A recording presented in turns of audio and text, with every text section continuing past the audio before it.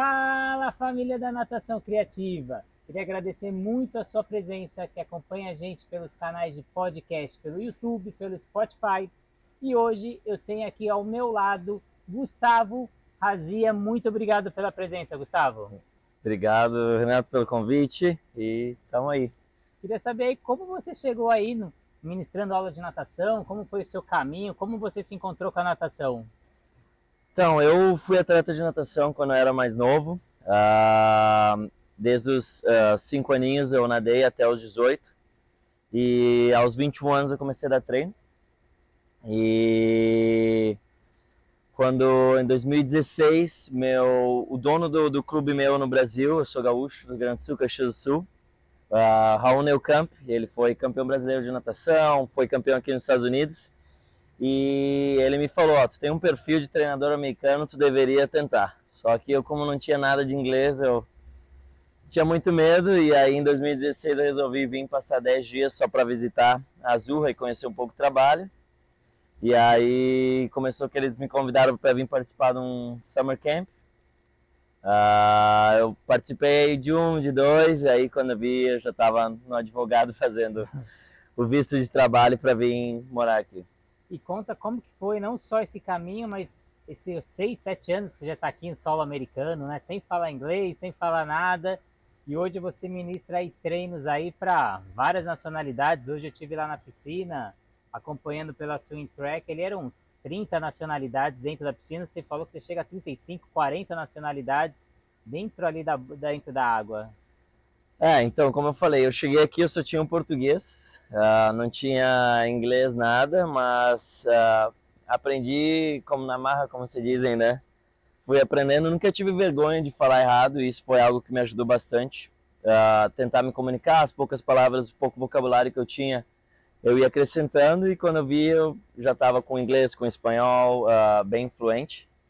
E isso me ajuda muito, como tu falou, nós temos muitas nacionalidades na equipe, e é prazeroso demais, sabe? Tá aqui. Não foi fácil. As pessoas falam, não, vai para os Estados Unidos que é fácil. Não, aqui o começo é bem difícil, porque o sistema americano é um sistema bem fechado, mas vale muito a pena, sabe? Profissionalmente é um salto bem grande na carreira. E para quem está aí do outro lado acompanhando a gente, que dicas você daria para quem está vindo para os Estados Unidos? Como que é o sistema? Como que é o visto de trabalho? Como dar o primeiro passo e como se manter, né? Com certeza. Então, primeiro, como você mencionou, é o visto, né? Acredito que muitos brasileiros têm o visto de turista, que seria um grande primeiro passo. Que nem eu falo, quem não é visto não é lembrado, né? Então, se a gente estiver no Brasil, pode ser um grande treinador. Nós temos muitos talentos, não só dentro da água, mas fora da água também no Brasil. A oportunidade não vai bater na porta, a gente tem que ir atrás dela. Então, minha opinião para quem tem um sonho assim de viver fora, como eu sempre tive, é não ter medo da língua, não ter medo de tentar, sabe? E vir para cá, dar a cara para bater, que aqui é um país com muitas oportunidades. Como eu falei, é bem difícil.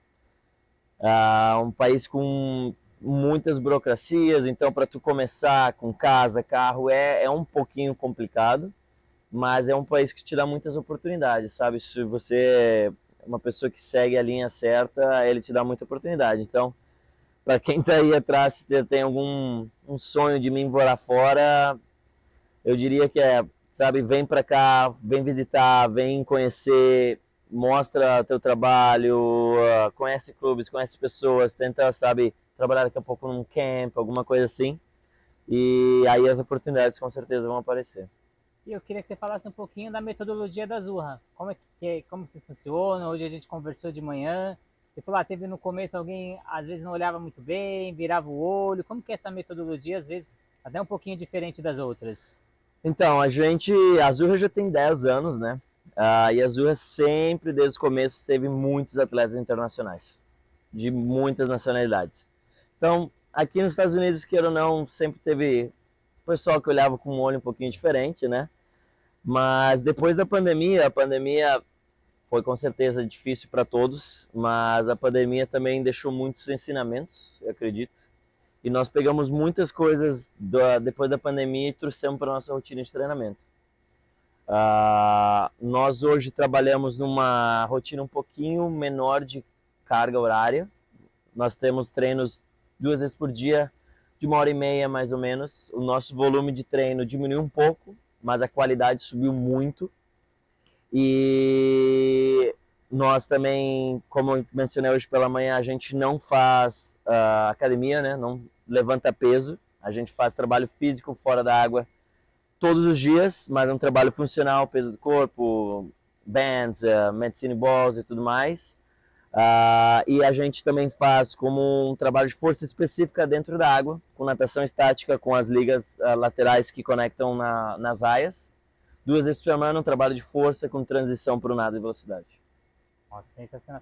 E então a gente pode dizer que o menos é mais hoje? Acho não diria que o menos é mais, mas o foco na qualidade sim. Foco na qualidade sim. E eu queria que você falasse um pouco da periodização. Como aqui nos Estados Unidos, diferente do Brasil, a gente tem um volume maior de competições. Então, como vocês conseguem adequar essa periodização com o objetivo final de vocês? Acho que isso foi a grande diferença para mim na parte estrutural, né? Técnica. No Brasil se trabalha muito mais dentro de um macro ciclo, né? Com uma competição, uma competição principal na metade do ano, uma no final do ano geralmente. Aqui a gente compete geralmente cada 2 semanas. E uma visão que o americano tem é toda oportunidade é uma oportunidade. Não existe competição devagar, não existe. Todas as competições que a gente vai é com tech suit, todas as competições vai nadar para tentar, sabe, melhorar a sua prova. Claro que a gente tem as competições alvos do ano, onde que a gente faz o polimento e tudo mais, mas essas competições, cada 2, 3 semanas, elas são muito importantes para essa competição alvo. Então, nosso treinamento ele é muito mais focado dentro de um microciclo, né? Trabalho dentro semanal, onde que segunda-feira a gente trabalha um pouquinho mais o aeróbico, terça um pouquinho mais força, mas todos os dias a gente tem parte aeróbica, parte de velocidade, parte de carga. E você comentou hoje na parte da manhã na nossa visita que a Azurra é a única que tem um projeto com a FINA, que tem atletas que vêm patrocinado pela FINA, com tudo pago. Como que funciona esse processo? Já receberam gente do mundo inteiro, Mongólia, que você comentou. Sim, então hoje a Azurra ela é um centro de treinamento da FINA, do World Aquatics, né? Como eu mencionei antes, a Azurra sempre recebeu muitos atletas internacionais, principalmente da região Centro-América, Caribe, Sul-Americana. E isso chamou a atenção da FINA na época, né? E a FINA, então, ela tem esse projeto chamado FINA Scholarship, que é World Aquatic Scholarship agora, né? Que é um projeto que eles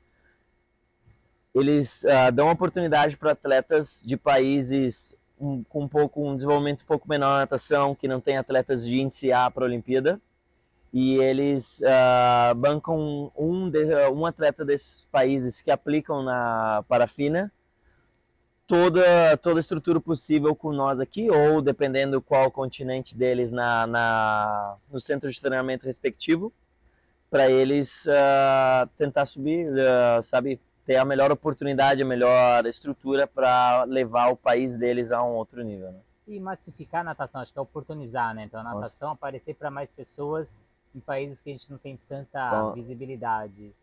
E queria que você falasse aí desse tempo que você teve lá no Brasil, depois vindo aqui para os Estados Unidos, qual a diferença aí você sentiu da metodologia, trabalho, atletas, retorno com os pais, o que tem de diferente aqui? É uma questão bem cultural, né? Eu acho que os Estados Unidos ele tem uma cultura pró-esporte muito grande, que eu acho que a gente no Brasil ficou um pouquinho atrás aí, um pocão, né, atrás. Começa desde da relação esporte-educação, que eu acho que isso é o grande divisor de águas entre Brasil e Estados Unidos. A ligação entre esporte e educação, acho que a gente no Brasil é bem atrás. Acho que os dois não são muito ligados, especialmente quando você entra na parte da universidade. E aqui você começa com essa cultura, desde como eu mencionei hoje pela manhã, desde que você está no ensino fundamental. Que o esporte está ligado, você tem a temporada esportiva dentro do seu ano curricular, e isso passa depois para o ensino médio, e depois sim você tendo a bolsa esportiva para uma universidade. Aqui nos Estados Unidos tem duas oportunidades de ganhar uma bolsa financeira, né? Ou a parte acadêmica ou a parte do esporte. E muitos são ligados. A faculdade custa $40.000, mas eu ganhei 10 mil acadêmico e 30 mil esporte, então você está estudando de graça. Então, acho que esse é o grande divisor de águas, a cultura. E essa cultura também transmite muito para os atletas, treinadores. Eu acho que os atletas treinadores aqui, eles querem ver o esporte evoluir. Então, cada um sabe o seu papel dentro do esporte, sabe? Os treinadores sabem a responsabilidade na formação, desenvolvimento dos atletas. Os atletas têm muito respeito. Aqui é algo impressionante. Não que no Brasil os atletas não tenham, mas aqui, sabe, essa relação atleta-treinador é muito, muito profissional. Que eu sinto um pouco de falta no Brasil, essa coisa de ligação também, sabe? A gente é brasileiro, tem esse lado sentimental também, mas aqui é bem legal esse lado profissional entre atleta, treinador, escola, pais e tudo mais. E você trabalhando aí, como a gente comentou no começo da nossa entrevista, com gente do mundo inteiro, é mais um desafio ou é mais uma satisfação ali de você ter tantas culturas tão ricas?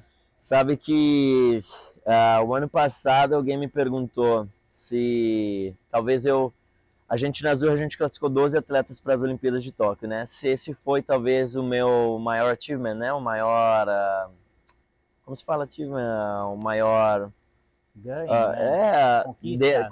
Conquista na natação aqui. Eu vou falar que conhecer atletas. Hoje eu acho que eu treinei atletas de mais de 70 países diferentes já, em 6 anos. E eu acho que isso não tem preço, cara. Sabe, conhecer os atletas, as culturas e aprender com eles, sabe, que quando eu saí do Brasil tinha uma viseira de cavalo, né? Eu tava dentro de uma bolha e eu não tinha a mínima noção, assim, sabe? Eu cheguei aqui e aí meus olhos já abriram. E aí agora, com tanto ligação com gente, sabe, África, Oceania, gente, sabe, países que tem 20 mil habitantes. E pensar que conhece uma pessoa, tu treina, sabe? Isso eu fico até arrepiado de falar que é algo prazeroso demais. E quando a gente pensa no treinamento americano, a gente vê naquele modelo mecanicista, tradicional, de repetição. E eu queria que você falasse um pouco do trabalho de jogos, da ludicidade, se isso existe ou é aquela pauleira o ano inteiro? Nós temos vamos dizer, uma palavra que a gente usa muito dentro da Azul, que é enjoy, né? Que é desfruta. Eu acho que para a gente ser treinadores, para eles serem atletas, eu acho que esse é o principal, é o pilar. Você tem que ter uma paixão pelo esporte e desfrutar de estar ali, sabe? Eu amo estar na borda da piscina, hoje está um calor muito grande, mas para mim estar lá e tendo a interação com eles é algo muito prazeroso e para eles também. Então, acho que essa parte lúdica, a parte sabe, de felicidade é muito importante dentro, porque ninguém é um robô que aguenta todos os dias ali. Então, nós na Azul a gente tem sexta-feira à tarde, para ligar mais específico, a gente trabalha uma série de perna muito forte, é a mais forte da semana. A gente é bem famoso, vamos dizer, entre os países por ter uma série de perna muito forte durante toda a semana. E depois disso a gente faz sempre um trabalho mais lúdico. A gente conecta todos os grupos da equipe, faz trabalho de relays, né, de revezamentos, de skins, não sei se você viu como ele faz na ESL, de oitavas de final, quartas de final, semifinal, alguns jogos entre os grandes e pequenos, e também na parte fora da água, que a gente foca muito também na parte física fora da água, como eu falei no começo do trabalho físico. Uma vez por semana eu sou responsável pelo Joker Game, que foi uma criação minha durante a pandemia, que é um trabalho funcional na água com cartas. Então, cada exercício, cada carta é um exercício diferente, o número de repetições depende do número da carta. E aí o Coringa, ele dá um dobro de repetições para a próxima, que na pandemia foi muito para animar as pessoas, né?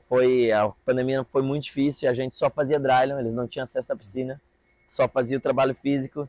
Então, tomei essa ideia para tentar motivar eles, sabe? E aí eles puxavam uma carta e tudo mais, virtualmente, claro, via Zoom.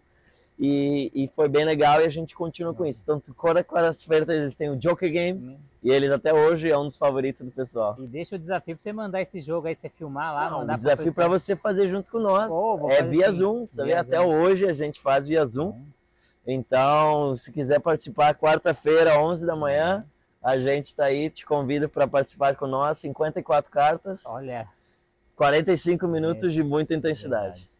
E queria saber como foi a recepção tanto dos atletas, dos pais, de outros técnicos, outros coaches, como que eles aceitaram esse jogo? Porque às vezes a gente fala, o jogo tem muita conotação de brincar, ele só tá brincando, então ele tá no ócio.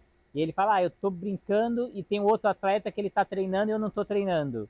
Como que é você também lidar com essa parte psicológica de saber que mesmo no jogo você tá produzindo resultado? Então, isso é bem interessante. Como eu falei, o jogo, vamos dizer, a gente sempre teve essa coisa de sexta-feira desde o começo da Azurra. Mas vamos dizer, o Joker Game, a gente começou durante a pandemia. Foi exatamente para sair daquela, vamos dizer, mesmice, né? Aquela rotina, nossa, lá vamos de nós de novo, agachamento, salto, vem aqui porque tu está dentro de casa, sabe? Então, uma coisa diferente, uma coisa lúdica. Mas, como eu sempre falo, a gente acaba, às vezes, quando eu convido alguém novo para fazer, alguém chega na equipe, nós temos agora uma menina de Marrocos que chegou e ela fez pela primeira vez. E aí eu falei para ele como foi ela, nossa, eu esperava que ia ser mais difícil, mas, nossa, passou voando. E eu falei para ela, você percebeu que você fez quase 3.000 repetições de abdominal? E ela falou, quê? Então, é incrível como essa parte lúdica, ela faz com que a gente tira um pouco o foco da parte mais massiva. Então a gente consegue botar a performance, o trabalho que a gente quer, o número de repetições, intensidade, tensão cardíaca, porque é 45 minutos, uma carta atrás da outra. Então é um trabalho aeróbico e de VO2 muito grande que às vezes a gente não consegue chegar na água. A gente talvez não consegue fazer 45 de 50 a 1 minuto, sabe, numa frequência target, sabe? Então é legal por isso, porque essa parte lúdica, ela talvez distrai um pouco a parte mais mental, deixa você mais tranquilo para conseguir encontrar um trabalho legal. E pela sua vivência, a gente poderia afirmar que na hora do jogo a pessoa consegue, além do que ela iria no treino normal, intensidade? Eu vou falar que você hoje me mencionou uma coisa. A gente que era nadador, a gente é muito competitivo. Se lembra? Me mencionou hoje pela manhã. E não adianta, você tá num jogo e o treinador fala, quem conseguir fazer, pode ter 30 anos, 10 anos, 15 anos, 50 anos master. Você vai no limite. Que você vai querer. É um lado nosso competitivo que não tem como a gente esconder. Então, eu acho que o jogo, por mais lúdico que seja a principal função dele, ele traz muito esse lado de competitivo. Hoje, eu recebi um áudio do nosso treinador que está no Central American Caribbean Games, que um atleta, ele falou para ele, coach, eu tô sentindo que falta um pouquinho mais de fogo dentro de mim. Ele falou assim, eu não tô pump, né? Eu não tô ainda, sabe, dentro da competição. E aí o nosso treinador pediu para ele, quando foi a última vez que você se sentiu assim? E ele falou, olha, foi na competição que nós fomos em Porto Rico que você me deu a meta. Se eu nadar menos de 24,50 no 50 borboleta, eu tirava 5 dias para ir visitar minha família. E eu queria aquilo por tudo. Ele fez 3 tomadas de tempo. Porque na primeira ele nadou 24,51. E a meta era 24,50. E na terceira ele nadou 24,48. Então ele conseguiu visitar a família dele. E aí o nosso treinador olhou para ele e falou, então vamos fazer um objetivo. Vamos fazer uma meta, vamos fazer um desafio aqui. E agora ele está hoje para a final, o desafio dele é ganhar uma medalha, ele está classificou em quinto pela manhã com 24,40 e a medalha está ali por 24,20. Vamos torcer para ele. Torcer. E é a famosa gamificação, né? Que vem em tantos aplicativos, jogos. E você, mesmo estando no solo americano, acho que a gente tem as nossas raízes, né? A gente torce pelo Brasil, a gente torce pelo crescimento da natação do Brasil. O que você vê que a gente poderia melhorar, que você dá de sugestões, ou você tem o desejo de falar isso o Brasil poderia melhorar na área da natação? Competitiva? É. Olha, eu vejo o grande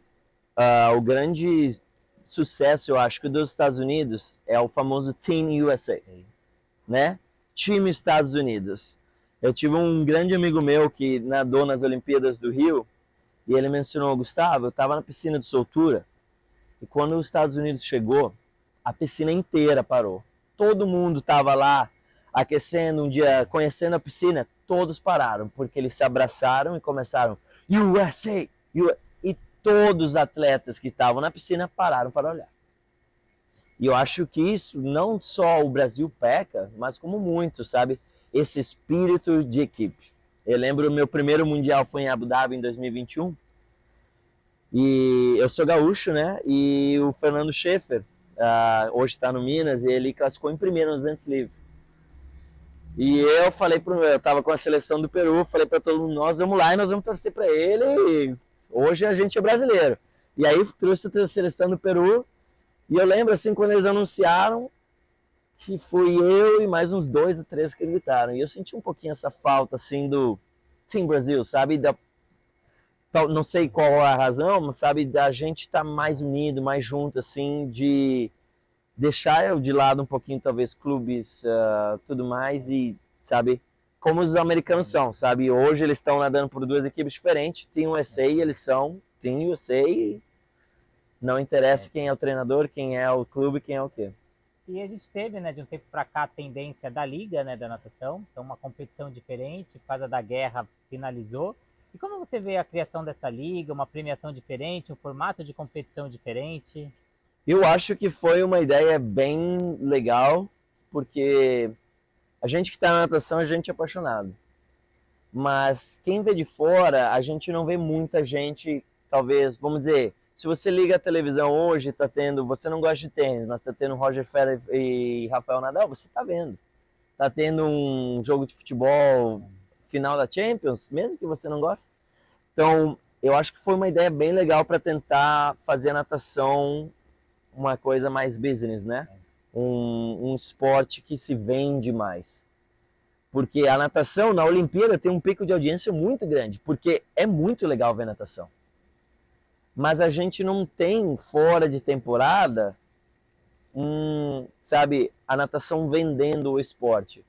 Então acho que a liga foi uma tentativa bem legal, porque tinha DJ, show de luzes, premiação, skins, eles trouxeram mais ideias que não tinha antes, né? Aquele 1 contra 1 na natação nunca existiu. E a galera queria ver, nossa, o cara depois de 2 minutos nadar esse menino, ele vai nadar contra o outro, os dois cansados, como que vai ser isso, sabe? Porque não é só quem é o mais rápido, é o mais rápido que consegue aguentar.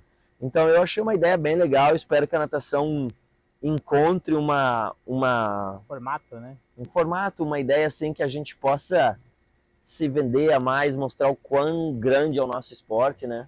Então a natação e o atletismo são os 2 esportes mais vistos nas Olimpíadas, então a final dos 50 que é a mais vista, então o pessoal gosta da natação, né? Sente essa energia e a gente tinha que aproveitar isso. E a gente contou todas as flores suas aqui nos Estados Unidos, como foi, as conquistas, mas e o perrengue? Todo mundo passa um perrengue um dia. Você tem um perrengue que você lembra que você passou? Vários. Vários. Eu tenho uma história bem engraçada, né? Que eu conto hoje que eu dou risada, mas no dia eu passei muita raiva, né? O meu primeiro dia aqui nos Estados Unidos, meus 2 primeiros dias eu vivi no inferno, para ser sincero, pela questão barreira linguística, né? Então eu cheguei aqui para visitar a Azura e eu ia ficar na casa de um treinador, Coach Gui, que hoje vive em Orlando, um grande amigo meu, mas eu não conhecia ele. E ele ia me buscar no aeroporto. Só que eu sou de Caxias do Sul, interior, né? Nunca fui para um aeroporto grande. Cheguei em Miami, na minha cabeça eu ia sair da porta do avião e ia ter o Coach Gui com uma plaquinha escrito Gustavo lá na minha frente. Só que você sai, um aeroporto gigantesco, pessoa correndo para cá. Fiquei nervoso, nem para parar, não sabia o que fazer, não vi nada. Olhei uma mulher correndo para a esquerda, comecei a seguir ela, correndo, e ela corria para cá, e eu segui ela. Falei, onde que ela ia? Eu vou. Quando eu vi, ela entrou dentro de um metrô. Dentro do avião tem esses metrôs que interligam. Sim. Ela entrou no metrô, entrei dentro do metrô. Falei, meu Deus do céu, eu não tinha internet, não tinha telefone. E tava dentro de um metrô indo não sei aonde, né? E eu passei uma raiva. Resumo da história, caí dentro de umas locadoras de carros. Eu tentava pedir para alguém um telefone para tentar ligar para ele, porque o meu não funcionava. E eu não sabia falar phone. E o pessoal, quê? E eu nada. No final consegui, caminhei pela rua, encontrei um Wi-Fi de graça num hotel e aí consegui ligar para ele, mas... São os perrengues que a gente passa para ter as conquistas depois. Com né? certeza, mas para quem, vamos dizer, eu tenho certeza, o Brasil acho que pega um pouquinho nessa questão de segunda linguagem. Não sei em todos os estados, mas pelo menos no meu a gente peca um pouquinho por esse segunda linguagem, o espanhol, o inglês. E eu acho para quem tem esse medo que bote a cara para bater, porque o jeito mais fácil de aprender uma língua diferente, hoje eu já falo 4 línguas, é falando. Eu nunca sentei numa escola para falar, para estudar, eu acho que isso foi uma coisa que eu pequei, sabe? Por opção minha, mas eu aprendi falando. E eu acho que a gente tem que meter as caras, né? Com certeza. Também quando cheguei agora, eu estava no aeroporto também de Orlando para vir para Miami e o voo atrasou. E aí a moça pegou, falou lá no microfone, mas eu não entendi nada que ela falou. Ela acabou de falar, eu fui perguntar. Também vim virar lá. Eu perguntei para ela, só virou e falou, eu acabei de falar no microfone. Eu falei, bem-vindo aos Estados Unidos.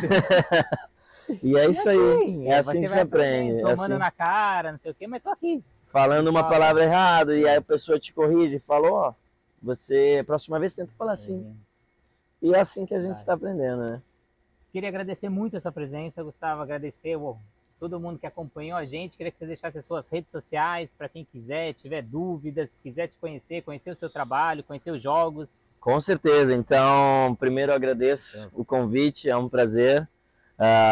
Como eu te falei hoje de manhã, parabenizo muito, porque nosso esporte é um esporte que quem vive se apaixona, mas não todo mundo tem o acesso. Então, você viajando o mundo e tentando fazer a comunidade de natação cresça, conheça, descubra, eu acho que isso é um trabalho muito bonito. Te parabenizo mesmo. E para todos que tiverem dúvidas, eu tenho muita gente do Brasil que me manda mensagem e tudo mais. Fala, desculpa incomodar, cara, não é um incômodo nenhum, porque eu passei algumas dificuldades para estar aqui e hoje, cara, eu gostaria de ajudar quem tem o sonho mesmo de vir, porque, como eu falei, profissionalmente é uma porta muito grande. Os Estados Unidos te abre uma porta profissional e de vida muito grande, que eu agradeço muito. Então, quem quiser, tiver qualquer dúvida, não tenha medo. O meu Instagram é Gustavo Razia, tudo junto, Razia, R-A-S-I-A. Ou no Instagram da Azurra, a gente tem mais de 10 mil seguidores já. A gente faz postagem em inglês, espanhol, português e italiano. Então, qualquer um que fala as 4 línguas é Azurra Florida Aquatics, tudo junto também. Pode seguir lá, pode mandar mensagem. Se quiser vir nos visitar, conhecer o trabalho, estão mais convidados, a gente está de portas abertas. E também vou parabenizar, né, que você deu o treino a manhã inteira, o treino a tarde toda, conseguiu esse espaço aí na sua agenda para fazer a gravação, para ajudar o pessoal ali do outro lado. Muito obrigado. E eu acho que é um ciclo, né? Então, para eu estar aqui hoje, muita gente me ajudou. Então, hoje eu acho que você também tem a obrigação de ajudar outras pessoas e assim o ciclo vai continuando e todo mundo vai crescendo junto, né? Se você puder ajudar pelo menos 10 pessoas que estão ao seu redor e essa pessoa ajudar mais 10, uma hora a gente vai chegar a 100, 1000. Com certeza. E o mundo vai ser um pouquinho melhor, é um pouquinho um legado que a gente deixa aí, principalmente para a natação. Obrigadão aí, Gustavo. Obrigado para quem acompanhou a gente aí do outro lado. Deixe os comentários, siga as redes sociais do Gustavo, siga a Natação Criativa e até o próximo episódio. Obrigado, Natação Criativa. Até mais, pessoal. Um abraço.